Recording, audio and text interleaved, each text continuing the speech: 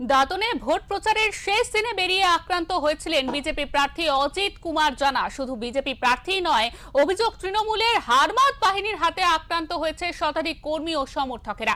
কেন এই হামলা, সেই নিয়ে এবার মুখ খুললেন আহত বিজেপি প্রার্থী। জানালেন পুলিশের তরফ থেকে কোনো সহযোগিতা মেলেনি, দুষ্কৃতীরা চায়ের দোকানে বসে খোশ গপ্প করছে, এদিকে পুলিশ নির্বিকার।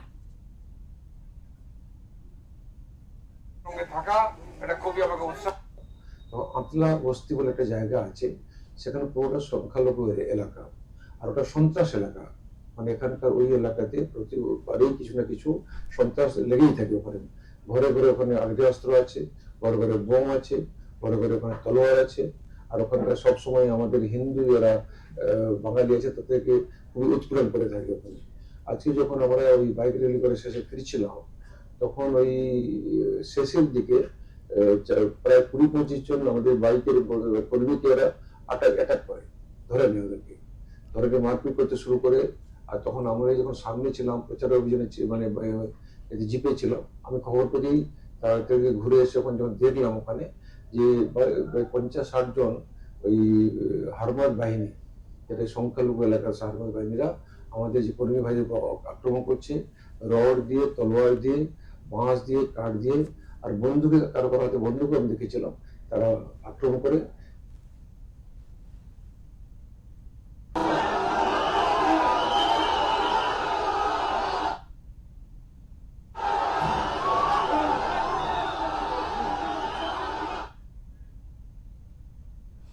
আমাদের সঙ্গে ইতিমধ্যে টেলিফোন লাইনে রয়েছেন আমাদের প্রতিনিধি প্রদীপ মাইতি। প্রদীপ, গতকাল যে ঘটনা ঘটেছে, অর্থাৎ বিজেপির যিনি সেখানকার প্রার্থী অজিত কুমার জানা, তার উপরে হামলা চালিয়েছিল তৃণমূলের হারমাত বাহিনী, এমনটাই অভিযোগ করেছে বিজেপি। তুমি ঘটনাস্থলে ছিলে, কি ঘটনাটা ঘটেছিল আমরা আরো একবার জানতে চাইবো তোমার কাছে।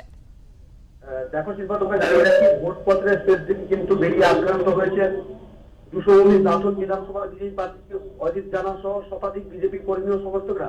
পশ্চিম মেদিনীপুর জেলার 219 দাঁতন বিধানসভা বিজেপি প্রার্থী অজিত কুমার জানার উপরে হামলা চালিয়েছিল রাজ্য শাসক দলের কর্মী ও সমর্থকরা। অভিযোগ, দাঁতনের বিজেপি প্রার্থীর হাত ভেঙে দিয়েছে তৃণমূল। পাশাপাশি শতাধিক বিজেপি কর্মী সমর্থক আক্রান্ত হয়েছে এবং বেশ কয়েকশো মোটর বাইক ভাঙচুর চালিয়েছে। পাশাপাশি 20খানা মোটর বাইকের আগুন ধরিয়ে দেওয়া হয়েছে, এমনটাই অভিযোগ বিজেপি।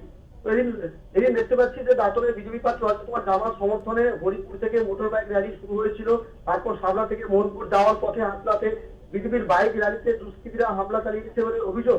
বিজেপি অভিযোগ করছে যে তৃণমূল আশ্রিত দুষ্কৃতীরা কিন্তু হামলা চালিয়েছে, তাতে বিজেপির বেশ কয়েকজন গুরুতর আহত হয়েছেন। আহতদের কিন্তু উদ্ধার করে তড়িঘড়ি মোহনপুর গ্রামীণ হাসপাতাল, তারপর সেখান থেকে উড়িষ্যার এইমসে ভর্তি করা হয়েছে, এমনটাই কিন্তু বিজেপি সূত্রে দাবি করা হচ্ছে। পাশাপাশি প্রার্থীও আক্রান্ত হয়েছে। এরপরে কিন্তু বিজেপি কর্মী সমর্থক রীতিমতো মোহনপুর থানার সামনে দফায় দফায় বিক্ষোভ দেখায় এবং অবরোধ করে প্রায় অর্থাৎ দুপুর থেকে সন্ধ্যা পর্যন্ত কিন্তু অবরোধ চালিয়ে যায়। তার পাশাপাশি ওদিন দেখতে পাওয়া যাচ্ছে যে মোহনপুর থানায় আছেন পশ্চিম মেদিনীপুর জেলা পরিষেবার পাপিয়া সুলতানা। তিনি সাংবাদিক সম্মেলন করে জানিয়েছেন যে এই ঘটনায় যে বা যারা জড়িত তাদেরকে প্রায় 15 জনকে কিন্তু ইতিমধ্যে গ্রেফতার করা হয়েছে। তার পাশাপাশি ঘটনাস্থলে বিশাল পরিমাণ কেন্দ্র বাহিনী এবং রাজ্য পুলিশের ফোর্স মোতায়েন করা হয়েছে এবং এলাকা একেবারে শান্ত রয়েছে। কিন্তু কি কারণে হামলা চালানো হয়েছে তা কিন্তু খতিয়ে দেখা হচ্ছে। ইতিমধ্যে পুলিশের একটা উচ্চপদস্থ আধিকারিকের প্রতিনিধি দল গোটা ঘটনাকে তদন্ত শুরু করেছে, এমনটা একটু দাবি করছে পশ্চিম মেদিনীপুর জেলা পুলিশ সুপার। এদিন আমরা দেখতে পাচ্ছি সকাল থেকে এলাকা একেবারে থমথম রয়েছে, কাউকে কিন্তু সচরাচর ঢুকতে দেওয়া হচ্ছে না। গোটা এলাকা, অর্থাৎ আতলাতে ঠিক যে জায়গায় হামলা চালিয়েছিল বিজিরপুরে, সেই আতলা গ্রামে গোটা এলাকায় কিন্তু কেন্দ্র বাহিনী জওয়ান এবং ফোর্স ডিপ্লয় করা হয়েছে। তার পাশাপাশি এবং গোটা এলাকাকে কিন্তু গঠন করে রাখা হয়েছে। একেবারেই গোটা এলাকা এই মুহূর্তে পরিস্থিতি একেবারে শুনশান রয়েছে এবং পাশাপাশি নাকা চেকিংয়েরও ব্যবস্থা করা হচ্ছে এবং যে বা যারা বাইক নিয়ে যাচ্ছে কিংবা গাড়ি করে যাচ্ছে তাদেরকে কিন্তু তল্লাশি করা হচ্ছে এবং পুলিশের পক্ষ থেকে কিন্তু জিজ্ঞাসাবাদ চালানো হচ্ছে। সঙ্গে রয়েছে কেন্দ্র বাহিনীর জওয়ানরা।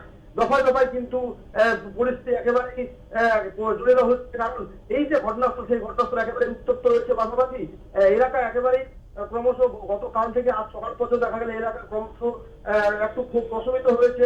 তার পাশাপাশি কেন্দ্র বাহিনীকে আধা সেনা মোতায়েন করা হয়েছে এবং গোটা এলাকাকে পুলিশের পক্ষ থেকে ব্যারিকেড করে দেওয়া হয়েছে এবং যে সমস্ত বাইক আরোহী কিংবা 4 চাকা নিয়ে যাতায়াত করছেন তাদেরকে কিন্তু কিছু করা হচ্ছে এবং পুলিশের পক্ষ থেকে কিন্তু জিজ্ঞাসাবাদ চালানো হচ্ছে। ইতিমধ্যেই কিন্তু দাঁতনের হামলার ঘটনায় 12 জনকে গ্রেফতার করা হয়েছে, যেটা পশ্চিম মেদিনীপুর জেলা পুলিশ সূত্রে দাঁড়িয়েছে।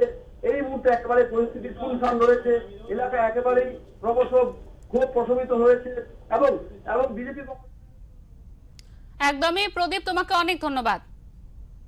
আমাদের সঙ্গে ছিলেন আমাদের প্রতিনিধি প্রদীপ মাইতি। তিনি একেবারে কালকে যে ঘটনা ঘটেছে তিনি সেখানে ছিলেন এবং তিনি বিস্তারিতভাবে জানাচ্ছিলেন যে কিভাবে ঘটনা ঘটেছে এবং আজকে অর্থাৎ গতকালের পর আজ সকাল থেকে সেইখানকার ঘটনাস্থল যেটা ছিল সেখানকার পরিবেশ কিন্তু একেবারে থমথমে। পুলিশ কিন্তু চারিদিকে ঘিরে রেখেছে, পুলিশের কড়া নজরদারির মধ্যে রয়েছে। সেখানে বিনা কারণে কাউকে যাতায়াতে করা যাচ্ছে না, সেখানে পুলিশ অনুমতি দিলে তবেই কিন্তু মানুষ সেখানে যাতায়াত করতে পারছে। এমনই পরিস্থিতি হয়েছে সেখানে।